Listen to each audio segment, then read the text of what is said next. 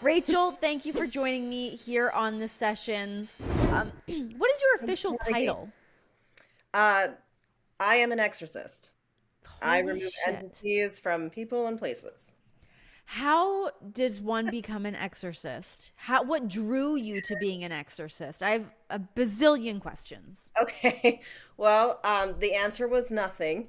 It wasn't like I didn't know it was a life's calling, let's just say. And it's not something I thought about doing really. It's something that I was born with. So I was born with the ability to see entity with my eyes. I can actually see entity in the way that I see people. And I didn't know that was weird. I mean, it was certainly weird, but because it looked like monsters to me as a child. But I thought everybody could see that. And then I found out later that you don't talk about that. That's insane. Nobody else sees that. So for many, many years of my life, I kind of tried to suppress it as much as possible because I was odd for that. So I I tried to live a normal life. I became a writer. I live in LA, that's not as normal as I get, I guess. Uh, but I had it's so cliche sounding because it sounds like I'm about to tell you that I had like some near death experience and it's not that at all. I had like a fender bender one day when I turned 30, and it was just like one stressor too many, and I could no longer suppress it at all. Like I couldn't suppress the sight at all. And Oh so, my God. the homeless man who you see screaming at something, I was definitely seeing what he was screaming at. And it was everywhere I went. Like it became extremely overwhelming. And so at that point, I often joke and I say like, okay, I sat down, with a scotch and was like, what is this? Can you tell me what this is for? Opening up to spirit even more. And, you know, many scotches later, they were like, here's what we're doing with this. Oh my gosh. Yeah. So, So, what's it like when you were trying to suppress seeing these things? you know, How do you get them out of your mind or your line of sight? How does that work? well, it's not that easy. And I will say that the pushiest of entities was they would still come through, and I can tell you about that.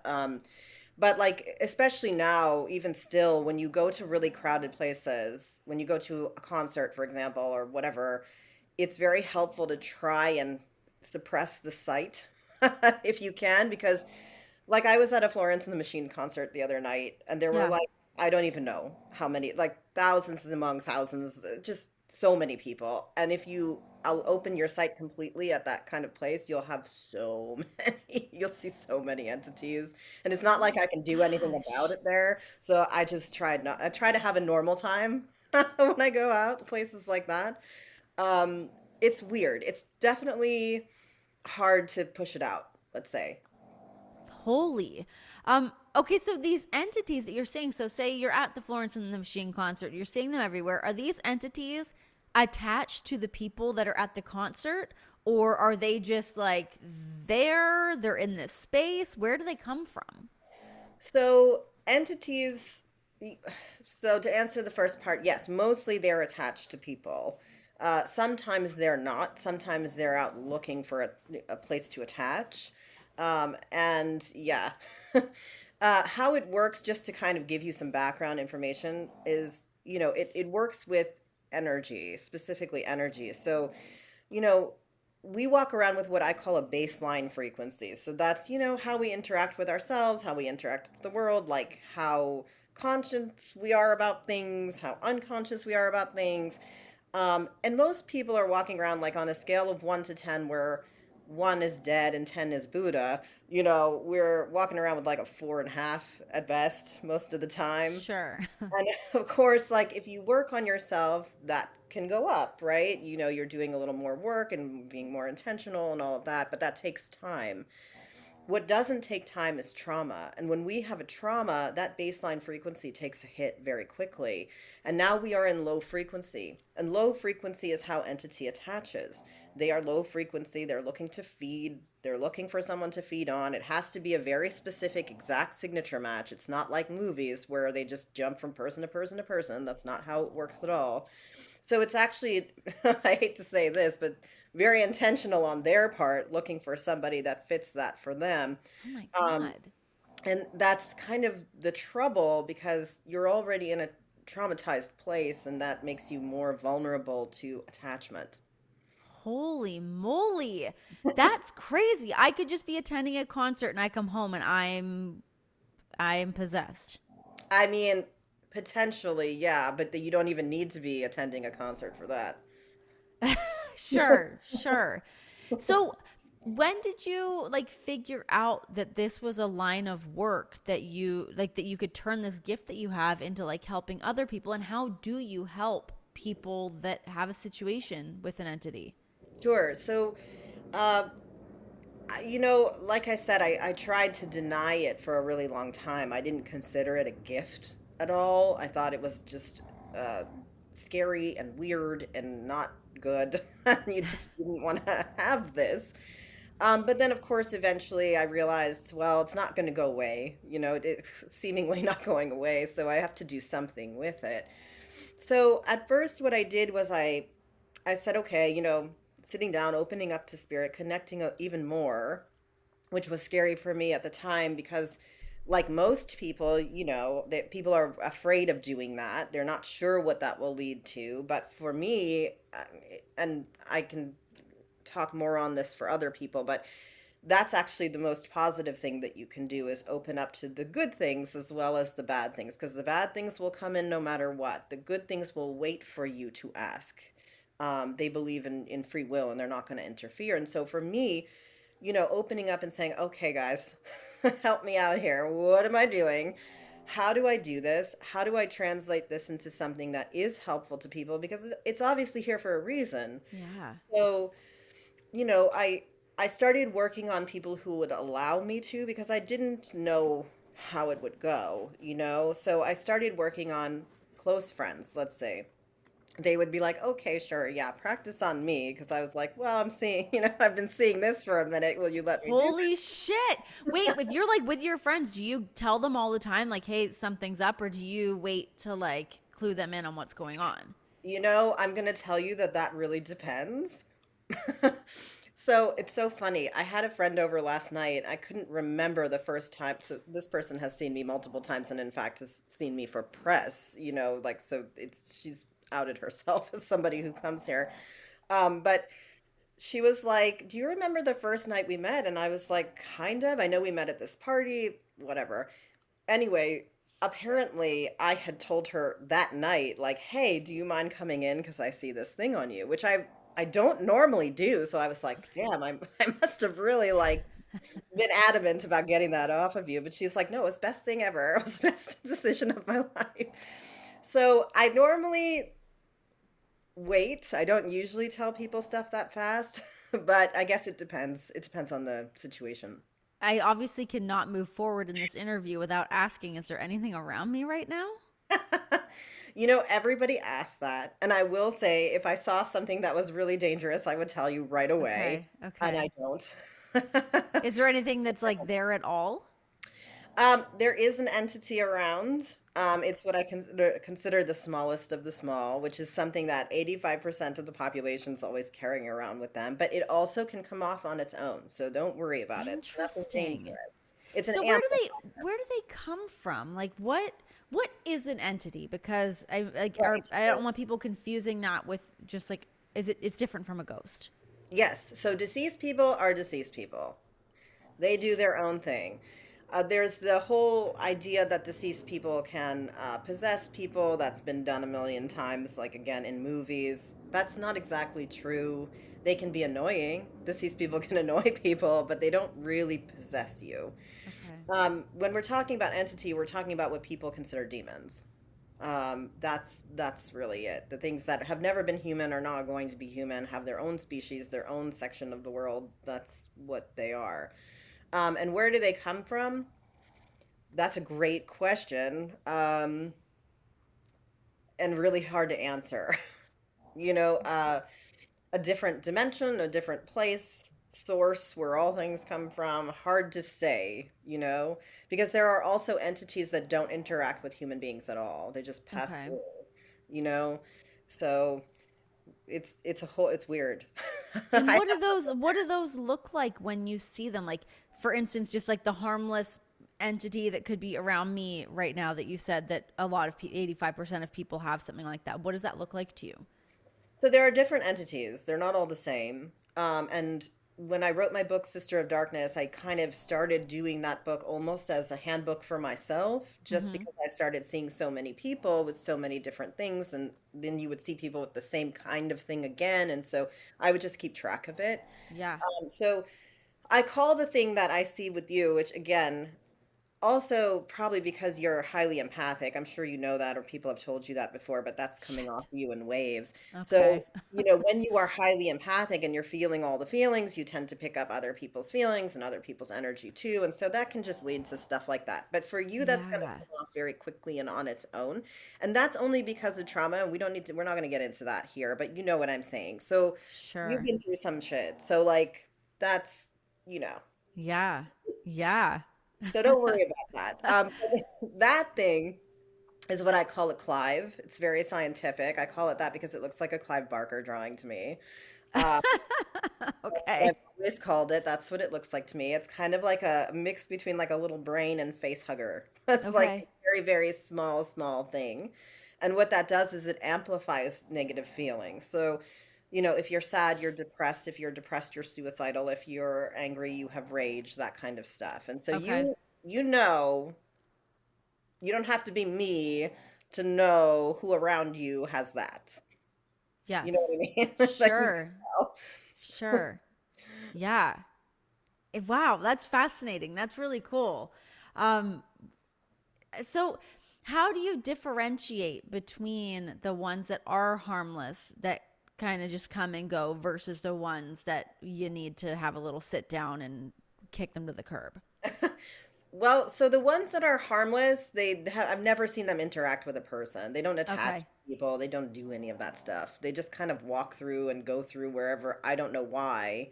They're just using this world to go through to wherever they're going. God. Um, yeah, so they just don't interact with people at all. Versus the ones that are attached to people and feeding from people. Those are the ones that, we want to take out of people. And just to go back, when I first started doing this, the hilarious things that would ensue were not even about entity and attachment at all. It was like practical things like, oh, if you put a bunch of candles on the floor, you're going to kick them over and have a fire. At Right. some point, Right. you know? Right. So there was a huge learning curve in all kinds of ways when I first started doing this. And I did only work on friends, but eventually, those friends would go out and tell their friends and ask if they could come in. And so it became a whole thing. And I actually worked word of mouth for about a decade. Nobody knew that I was doing this at all, except for the people who came. But at that time I was working on heads of studio, rock icons, Oscar winners, all kinds of things, but then also grandmas and like people Yeah. next door and, just everybody. And I, I did a thing where I sold a script because I am also a writer. I sold a script to Blumhouse, and obviously they make a lot of horror, and they had their annual costume party one year, and I went. And, it comes up in conversation that this is what you do. And then you end up talking to someone and they're like asking you a lot of questions. And then it turns out that that person worked for NPR. And so the story broke. And that's kind of how this all happened. It was out and then the book and then the things. And so here Yeah. we are. Wow. Okay, before I carry on, I have to ask you, do you have a bulldog or something? Yes. Okay. I can hear it Happening. snoring. And I so, have a bulldog too, and if he's in the room with me, it just like reverberates off the floor. That's yes. amazing. So I have a cat Sweet in my pup. lap now. And so my dog is actually a Pekingese. Oh, it's a Pekingese. Okay. She cannot Very snorty. not be in here. Like, she has to be here. So I have done so many meetings where you hear her in the background sleeping. I was making sure I wasn't going crazy. I'm like, is that my dog or is it her dog? I'm like, my dog's not up here, so it's not mine. That is so funny. I'm so Sweet, sorry. sweet. You're gonna get Oh like my God. noise. No, I don't mind it at all. I was just making sure that I was right in hearing that. That's No, you so great. totally are. Love that. Okay, so you've been able to work obviously with a lot of different celebrities, some notable people. Sure. What is the craziest situation you've seen? Obviously, I don't expect you to say names or anything. If you want to, be my guest. But yeah, what kind of things are you seeing with these people? Okay. So one thing that comes up every now and again, it's not that common. Okay, let me backtrack. So one of the types of entities that we have in the world, unfortunately, is something that I call a wraith. And what a wraith does is it attaches itself to people who've been through sexual trauma, sexual dysfunction, exposed to something too early. Um, that's kind of what they do. They're what people consider like a succubus or an incubus. So on occasion, I will get people who have lineage wraiths. What So, is in other that? words, that's something that's been with their family line for so long that Oh it might not shit. even be their trauma. The person who Oh comes to them, Lord. it's something that happened back when that's just been passed down and passed down and passed down. Crazy. That's one of the craziest things that you'll see. And doing spaces are always insane. So when I take entities out of spaces, that's actually the most dangerous work that I do because an entity that holds a space, there's only a few types that do. And the ones that can hold a space are higher on the food chain. They're a bit more malevolent, including one that's the highest of the high. The Um, devil. well, it's not, but that's what I think people would assume it is. There's more than one of it, and it's the highest I've ever seen. Um, Do you not say its name purposefully? no, no, no. I call them realm walkers because there's Okay. more than one, and they walk between worlds. They can do a lot of crazy things. But when they hold a space like a hotel, for example, like there's a whole chapter of the Cecil Hotel in my book. When they hold a space like that, they can actually take the whole building down on top of you. So you have to be very careful when you go into spaces to take. Cecil Hotel's the one that was on Skid Row, right? Is that right? Yes, Yeah, yes, okay. Got it. yeah. Oh my gosh. Okay, so when you're working with people and whether it's in a space or with like an individual, what happens? What does that process look like? It's nothing like you see in the movies most of the time. So most people don't have what I consider a movie style entity. That's more a realm walker movie Okay. style entity. The one that's like really just theatrical and dramatic, and like putting on all the show. That's Sure. not normal. Most people are not walking around with something like that. So for most people, I would say it's actually quite a peaceful situation for them. So what happens is they come into my spirit room. I'm in my spirit room. They come in here, and we have a conversation. We have a conversation about what to expect, what you're gonna feel, all of these different sensations that are gonna go on in the body, what you're gonna hear, that kind of stuff. Because people, when they come, they're afraid. Especially the first Yeah. time, they don't know what to expect, and they're usually here because it's a last resort.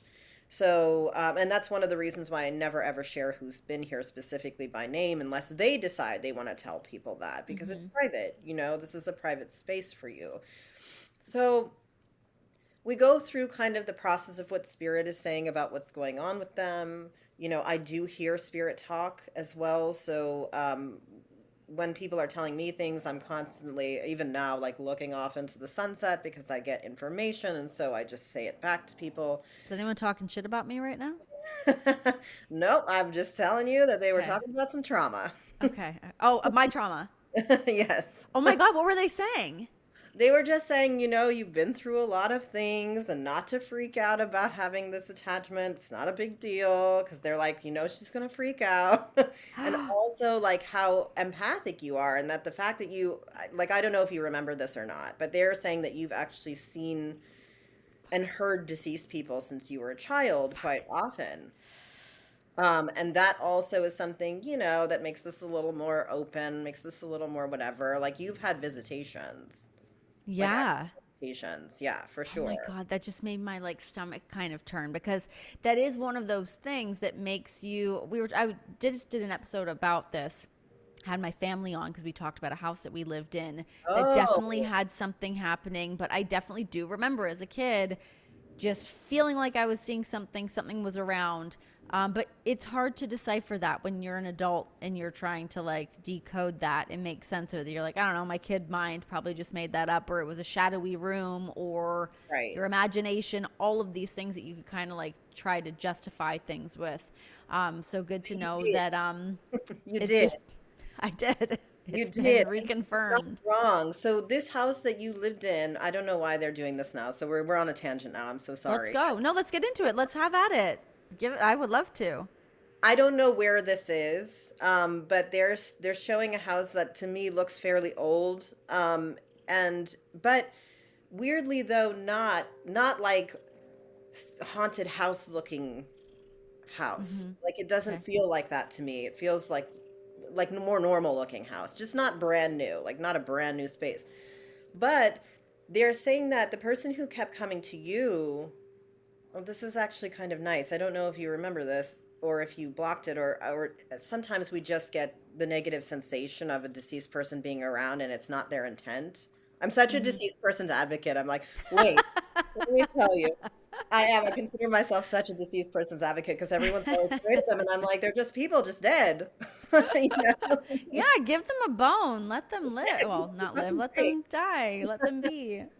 So, there was a woman that kept coming to you, a woman, a deceased woman from this Okay. space. I don't know how old you were, but it feels like you were pretty young, and this woman was,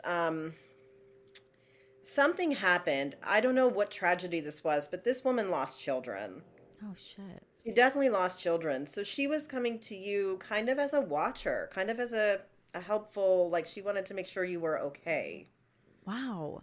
But that doesn't change that you were probably scared, is my Yeah, point. like I don't really remember. Like I remember having like an imaginary friend. I definitely had like an imaginary friend situation, but I think probably during a time when this would have happened, I was very young and my parents were splitting up. So it definitely probably was like a pretty Oh, like what's that makes going so much on. sense. Yeah.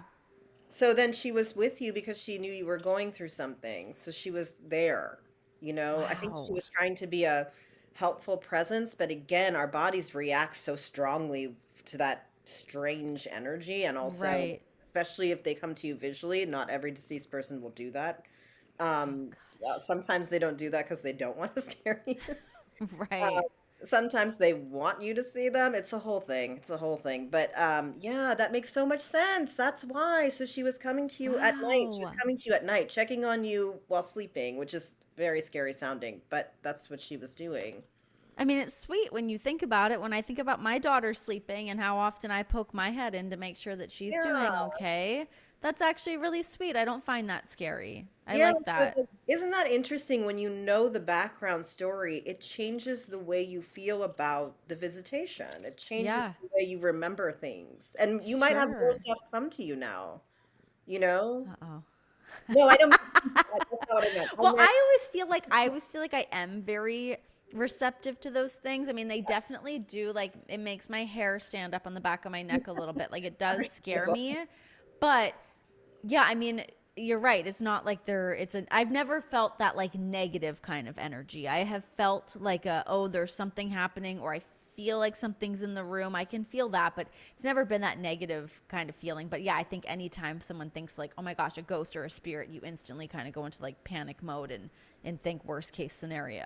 Yeah, and like with you in particular, you have a lot of spirit guides around you. So you're very protected. Like Oh, you that's feel so very nice. protected, but you have nice energy. That's why. Like you've been working on yourself. I don't know if I should even out all this stuff and No, please, it's okay. Yeah, have at it. I'm Go not going to for say it. any specifics, but you've been working on yourself a lot. You've been through a lot of things. You've been working on yourself a lot. And so, because of that, you've just kind of moved up energetically in the world. And so, you have a lot of spirit guides who are very fierce protectors of you. Wow. But it doesn't mean though, because I know you say you don't perceive negative, but when you've walked into spaces that felt wrong to you, you have left those spaces. Like you've walked in and been like, ugh, I don't know about this feeling. Like Yeah, you're perceptive about when something's off, and you're also really perceptive about when something's off with a person. big time. Yeah, that puts you Instantly. off instantly. Yeah, yeah, yeah. That's true. And you know what?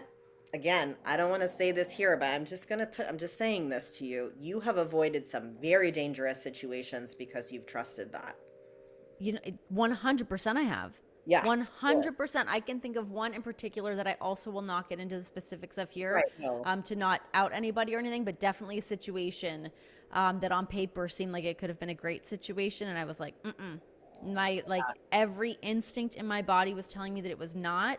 And then lo and behold, yeah, this person was like not a good person, especially towards women. So Yeah. yeah, you get Yeah. those feelings. And like, I mean, whether you want to call it a guttural instinct or whatever, but I think like just being able to like feel that like good, that bad, like I feel like I can read somebody right out the Yeah. gate For of sure. like, what kind of a person are we dealing with here? Is this person going to be my friend or not? Yes, absolutely. Wow. And but you trust that too. Like you don't, like especially as women too, we're taught a lot about placating and second guessing Mm-hmm. stuff. Yeah. And so a lot of people do. Like they're like, well, yeah, it feels really weird, but I'm just gonna go with it. That's just me. It's just me. And then they put themselves in a predicament. So you like actually pay attention to those things, which is solid. Is there any difference between like just being like, that person might not be a good person, or having something like that, like the energy's off, or something like a negative entity, or like, what is the difference between those things? So, someone who's carrying an entity doesn't mean you'll feel negatively around them because entities are actually very common. It's not as uncommon as we've been taught to believe. It's pretty common. Um, the people who have the worst of the worst, though, I will say. So, okay, so let me back up a little bit and just explain those entities a bit more. So, realm walkers are the kind of thing that you see when people do like the hysterical, movie Exorcism. Uh huh. And I can't say that never happens. That does happen, but Have it's you ever very, seen that? oh yeah, yeah, yeah, for sure. One of my goals actually is to go into every place in the United States where a realm walker inhabits and to remove it from the space, which will ultimately change the entire town around it because they're just such Wow. a black hole. It's really terrible. So, you know, realm walkers, they are the top of the food chain as far as I have ever seen. They can do anything and everything that an entity below them can do plus. So whereas an entity normally can just kind of control and work with one person at a time, a realm walker can like go off for like 100 people at a time. It can erase minds. It sounds insane. I know what it sounds like, but it can do these things. It can call people to a certain place, which is why the Cecil Hotel has always been what it is. Um, so realm walkers are kind of crazy in terms of what they can do, but the rest of everything is not. So, having something like a Clive very common. Even having unfortunately something like a wraith really common. Having a trickster, which is something that forms a symbiotic relationship with people, pretty common. But a realm walker is not, and the reason why it's not is because it doesn't go after, like when you see a movie and you're like, there is a farm and it's in the middle of nowhere, and here's where this crazy possession happens, and Mm-hmm. this entity goes through 5 people and then they all die in the end. Yeah. If you think about that logically, that makes no sense. Because if you're taking an entity that's the smartest, the most malevolent, the most cunning, it's not going to be doing that. It's going to be looking for world changers.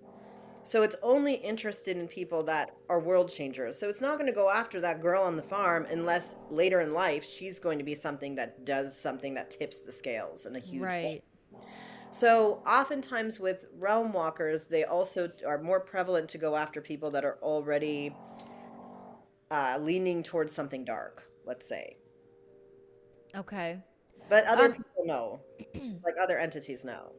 so do you think do like celebrities and people in that world, are they more inclined to be attached to because of that? Because they're people that are out, like, is that what you mean by that? I mean, like nuclear kind of people, like people who are. Oh. So it's mostly behind the scenes people. who they attach to that are the money people, that are Mm, pushing money to a specific place, funneling something specific, an agenda to change the world and put something negative in power. That's what they go after. So God. actors, not necessarily, though they get their own sense. I'm sure they've got their own shit that they're dealing with. They're always the funniest because I've dealt with a couple male actors though. I'm never gonna say who, but if they do, I'll laugh. I'll laugh if they put this out there. But they always come in and they're like, I have the worst thing you've ever seen. This is going to be the worst entity you've ever seen, I promise. It's the hardest thing you'll ever take out of anyone. Are you even qualified to take this out? They'll walk in and it's a Clive. I'm Oh like, my, "Sir, you know I what got you. you're It's fine. It's fine. I'm God, like, I wish my husband was here. I kind of want to, I wish he was here. I'd bring him up so we could get like a reading on him. I would love to get like a good well, reading of anytime, him. just email me. I would love to. No, this is all like, it's really fascinating. So, I mean, you and I are, we're on Zoom, so to speak, but like to be able to pick up on my energy, is it harder to do because I'm far away from you, or is it just the same because you can see my face and all the. Um, you know, if we were in the same room, I could tell you probably a lot more. And also, since we're kind of going off on talking about other things, Yeah. if I was like real focused, I could probably give you a lot more in terms of you specifically. Gosh, can So we this do is, that? Can we do yeah, that, or am I putting you on the spot? I would love to do that. You can do it. but you'd have to be here. So, Oh, I have to be in person. Damn, I thought yeah. you meant like we could do it here. Well, you never know. More stuff might come up, but it's I it's hope it just does. easier for me, like if we're face to face. You know what I mean? Sure. So, like, Yeah. I did a show last year. It was like a one-off show for Tubi, Celebrity Exorcism. Yes. And so, when we did Meta that, world peace, baby. yeah, yeah. Oh, he's so lovely. So, like with him, for example, we got to do, and you got to see some of it, but we got to do one-on-ones and we did talk, about specific things that were going on in their lives and like, all of that. So a lot comes in when it's just you and me, I guess, and a camera crew or whatever, but even without, Yeah. especially Yeah. without, We can you know, shoot it without. Yeah. a lot of No, I'm stuff. I'm so intrigued by stuff like this. Like I want to know more about all of it. So I can do Yeah, it with yeah. or without a camera crew.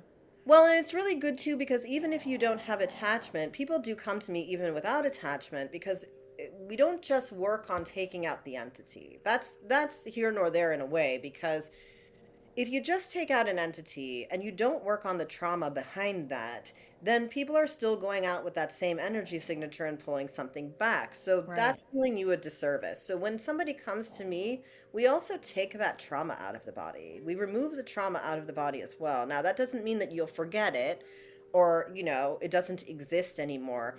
But what we want to do is remove that visceral reaction from the body system. So essentially, what I do is this sounds again very insane, but the best way I can describe it is we move the trauma from the body system to the spirit system, so from within to without.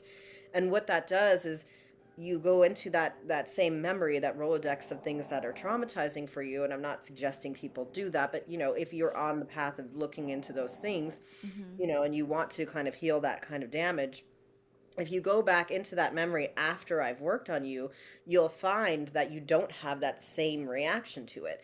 And when you don't have the same reaction to it, you can heal it properly. That's really funny because I mean, you talking about like my past trauma, it's not something that I feel anymore. And I've not like I don't think about it in the same way, and I don't know if that's like a maturation process or me just thinking about things differently, my life moving in a different direction. But I definitely don't. I don't hang on to those feelings anymore. Does that change things for me? Yeah, well, I think part of the reason why, which you might not feel on a conscious level, though I think you do because you've been doing it on a conscious level, is because you've worked on yourself so much. Mm-hmm. You're in a far different place emotionally, but also spiritually in a way than you were at that time. And so now you can sort of look back in again, I don't want to out anything, but like in a more in a larger focused way. Do you know what I'm saying? You know what I'm Mm-hmm. saying from your perspective, and you're just like, okay, wow, that was like it was a lot. That was intense. Like you're not denying it either. So let's put that out there. Sure, You're of course. Yeah, Yeah. because you don't want to like tell people like just suck it up and move on. That's not what you did. So Hmm. we're not, you're not pushing it down and saying I'm ignoring it. It doesn't exist. What you're saying is like actually I've looked at that from every angle. I've actually worked through these things. And now I'm not I wouldn't say peaceful with it, but like okay. You know what I mean? Like Yeah. okay, that sucked. I got it. I'm never doing that. That's like I'm not going to be in that situation ever again. Yes. Yeah. Yeah. Wow. Okay, so when you're working with people and you are exercising an entity, what, how do you do that? What does that whole Okay. process look like? So for me, well, for you, like if you were here, we would have these conversations. We'd be talking about it, and then we'd talk about what to expect and what to feel in the body. And everybody's slightly different. But you would be kind of laying down the entire time, trying to keep your eyes closed as much as possible. I always tell people like you're not going to miss a show. I'm not going to be dancing. There's no chanting.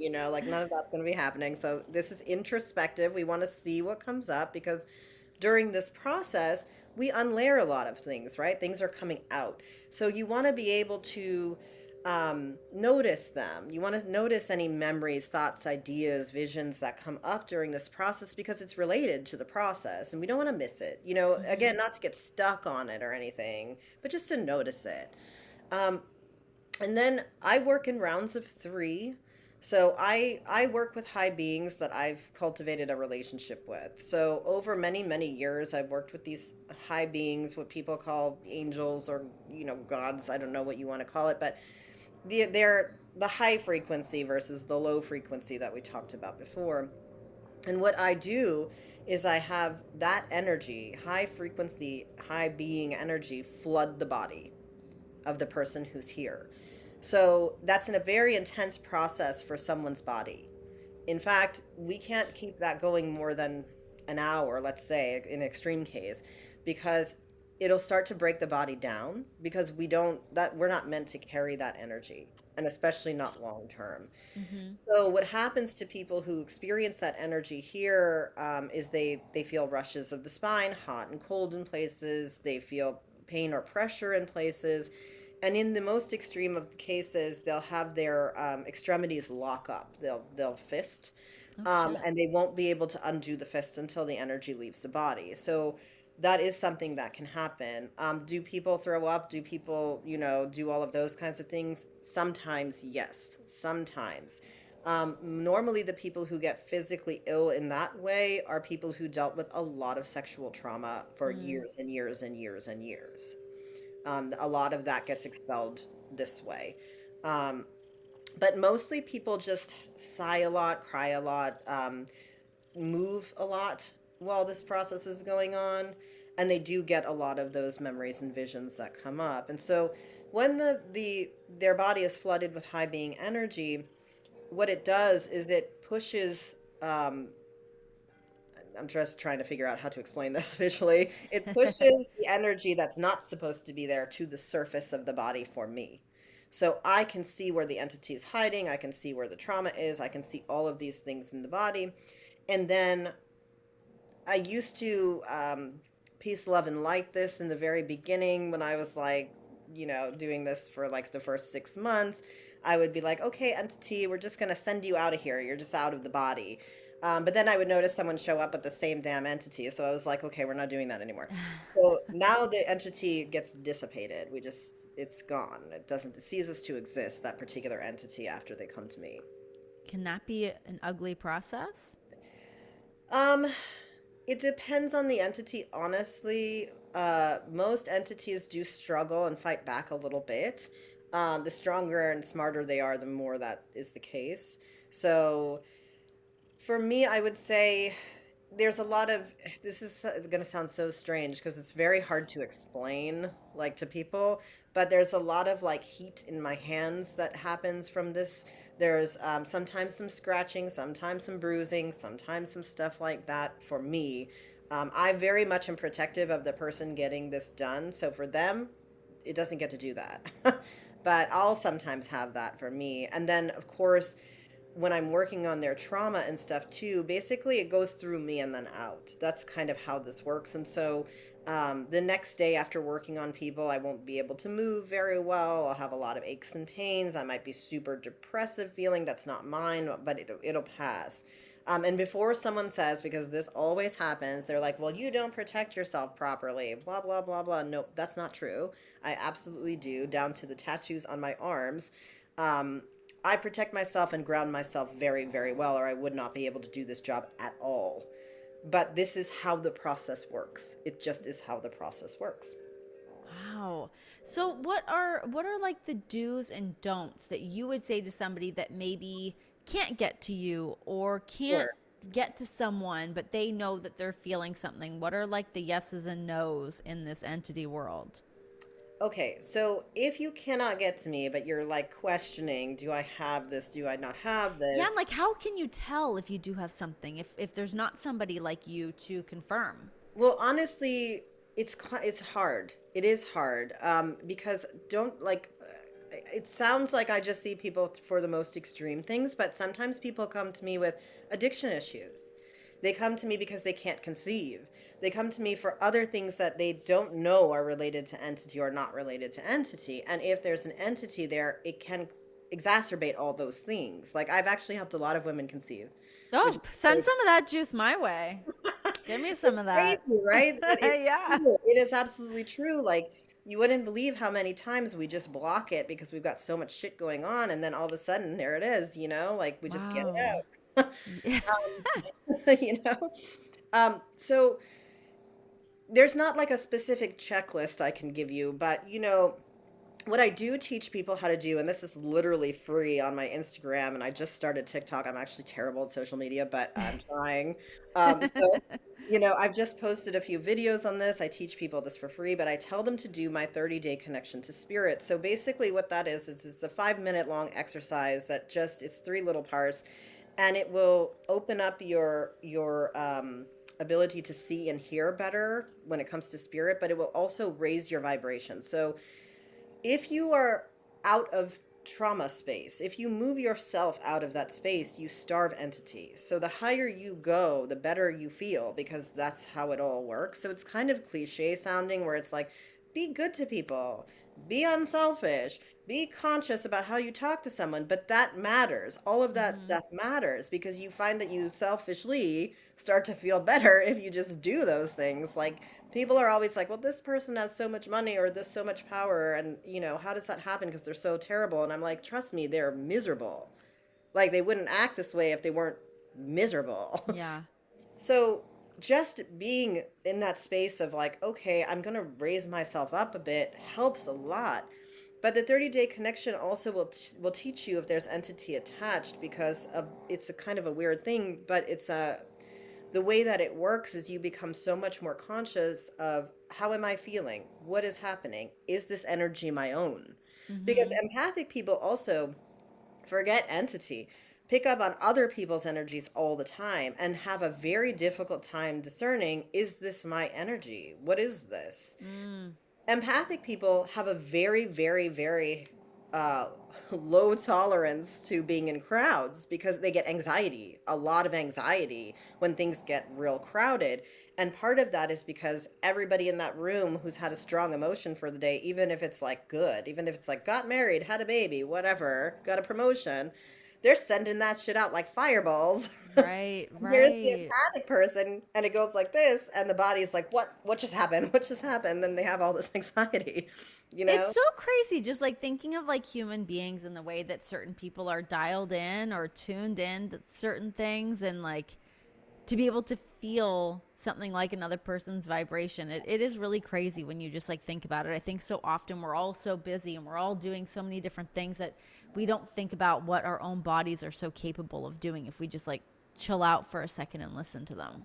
Exactly. And so the 30-day connection is like 5 minutes a day, and it's kind of part of that process. Like, hey, I'm just gonna take this moment to do this and like recenter a bit and see what's going on here. Yeah. Because Yeah. you don't do that. But then again, that goes back to what we were saying before, right? Like there are so many, especially again, women who go to these spaces and they have all these feelings and they're just like, well, that's just me. I'm just a lunatic or whatever, I guess. And, or I'm just having really bad whatever, or this kind of day or that kind of day, instead of just being like, wait a minute, actually, I'm a fucking goddess. Are women more in tune than men? No, not always.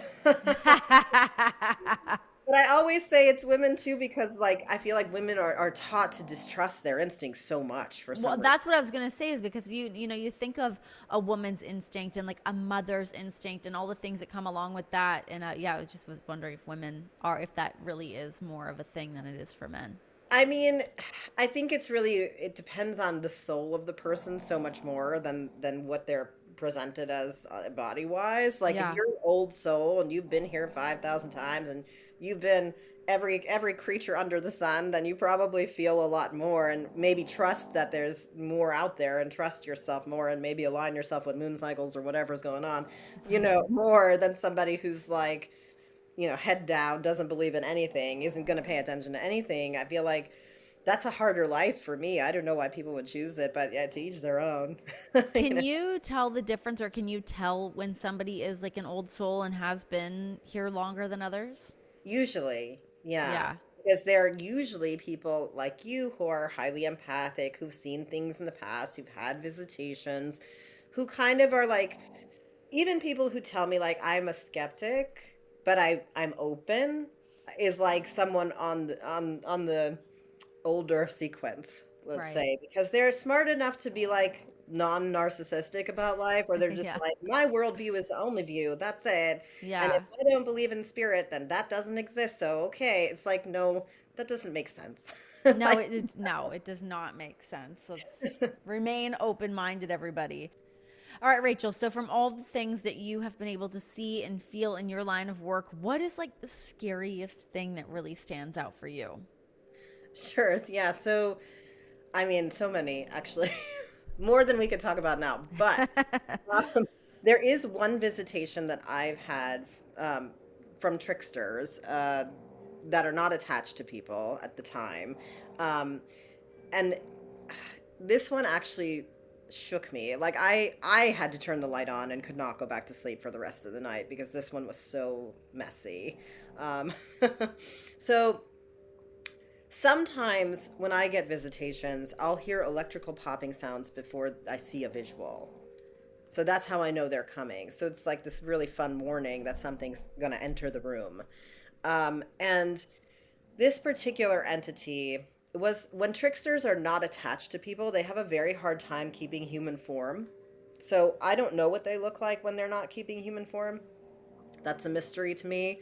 But this particular one showed up as a man and could not keep his facial features. So it was like a Picasso. It just kept everything kind of kept moving around the face. Um, so he was wearing a white tank top and like tidy whities and was standing at the my side of the bed. I was like this on the bed and he was here and he was standing upright. And this particular one, I don't know what was going on with this particular one, but the energy of it was so malevolent that I was like already like, okay, you need to get the fuck out. Don't come near me. Like this is it, like it was much more malevolent this particular one than most tricksters. I don't know what was going on with this one. And it wanted to get a closer look at me. And normally as human beings, we bend here and we look that way. And instead of that, it bent sideways at the waist because, again, they're mimics of humans. They're not human. So it bent completely to the side. Holy shit. And its face, moving face, was in my face. And I was like, you need to get the fuck out. Like, I always tell people to tell entity to get the fuck out. That's what you need to do. Like, because it raises your vibration in the moment to be strong and step into your power. And so I did that with this. And it took a minute, but it did go. And even after it left, the electrical popping sounds were there like another minute before the whole thing was gone. But the feeling of it, even more than the visual of it, was so bad that I turned on the light and I did not go back to sleep. Oh my God. Yeah. It was That's out. That's literally out of a horror movie. yeah, definitely could be. In fact, I'm pretty sure I've written that into something by now I know it better be. Oh my God. because it was a lot.